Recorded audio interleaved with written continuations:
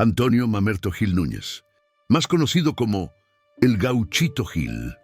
Es objeto de culto y devoción en todo el territorio, se halla en carreteras y es fácilmente identificado por el predominante color rojo. Son muchas historias las que se cuentan sobre él, variando algunos detalles en cada provincia de Argentina. La leyenda dice que a mediados del siglo XIX existió el Gauchito Gil, un muchacho que trabajaba en el campo. Cuando se enlistó en el ejército, participó en la Guerra de la Triple Alianza.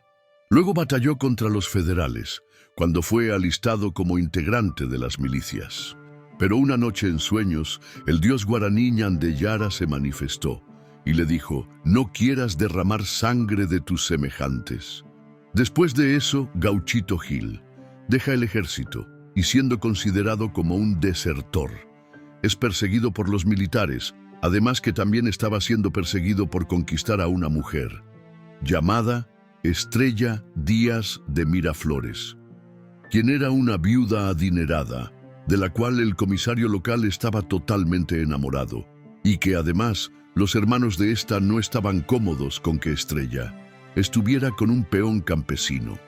Perseguido por todos lados, finalmente un día Gauchito Gil fue capturado.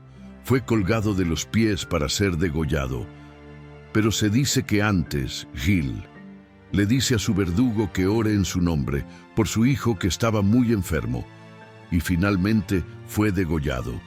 Y cuando el verdugo de Gil llega a su casa, su hijo estaba muy enfermo, pero recordando lo que Gil le había dicho, él hace lo que le había pedido hacer. Ya cuando había orado e implorado su curación en nombre de Gil, su hijo se recupera rápidamente. Después del suceso que fue tan milagroso, el homicida de Gauchito Gil fue al lugar para darle una digna sepultura y construyó un altar para veneración, donde hasta hoy muchos de sus devotos van a rezar a Gauchito Gil para pedirle prosperidad, amor, trabajo y éxito. El Futre. Este es un fantasma muy conocido en la región de Mendoza y los Andes, donde se dice que es frecuentemente avistado. La leyenda dice que en el año 1887 una empresa inglesa fue encargada de abrir las obras ferroviarias. En esta empresa hubo un trabajador, quien era encargado de pagar los sueldos a los demás. Este siempre vestía muy elegante y tenía un estilo muy refinado. Este era un hombre de tez blanca, alto y delgado, pero de andar firme, que armonizaba eficientemente con su vestimenta elegante. Lo llamaban Mr. Foster, pero entre broma y porque no podían pronunciar bien su apellido. También le decían Futre, y que además era muy adecuado, ya que en Chile Futre se usa para referirse a una persona elegante y distinguida. En uno de los viajes que frecuentemente hacía a la localidad de Las Cuevas, lo sorprendió un temporal de nieve, obligándolo a refugiarse en un cobertizo, donde, estando solo y lejos de los demás, fue asaltado y decapitado. Cuentan que después de lo sucedido, su espíritu quedó rondando por las montañas de Mendoza.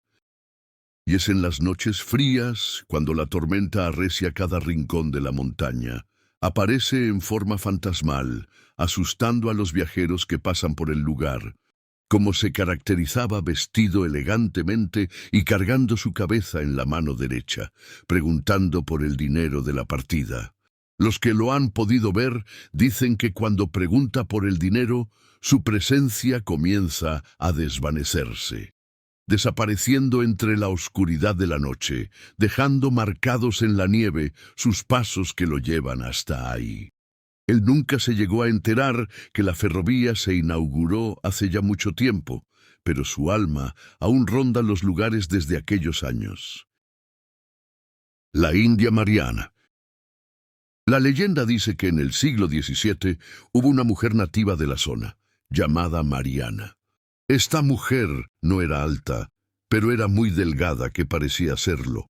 Aparecía siempre en las crecidas y cuando la nieve bajaba de espesor, Se posaba bajo un árbol de algarrobo, a un lado del camino a Mendoza.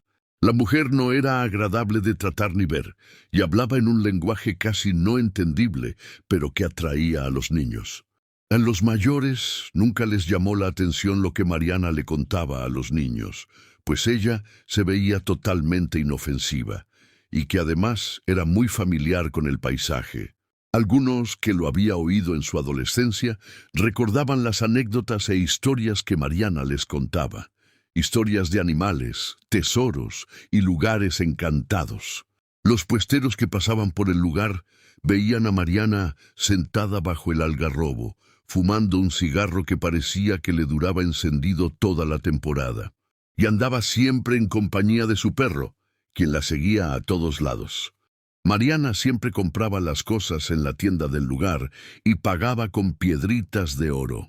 Y cuando las personas le preguntaban de dónde las sacaba, ella siempre decía, de un pocito. Pero no hablaba mucho con los mayores, pero a los jóvenes les decía que las piedritas que volvía locos a los demás las recogía de un pocito en la sierra vecina. La codicia los llevaba a seguirla, pero solo uno volvió loco.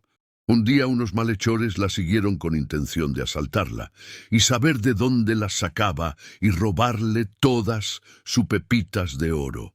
Cuentan que el perro de Mariana les gruñó muy fuerte, mostrándole los colmillos, y ellos salieron corriendo espantados, y además escucharon las carcajadas de la mujer, la cual nunca más volvieron a ver. Otra narración dice que un grupo de españoles planeó asaltar a Mariana, la viejita que vendía pepitas de oro, y guiados por el resplandor del cigarro encendido, llegaron hasta el lugar. Pero bajo el algarrobo solo encontraron un perro enorme, y que su boca era las brasas de aquel cigarro.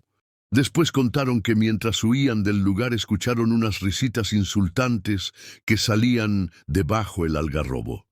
Y después de lo sucedido, nunca más volvieron a ver a Mariana.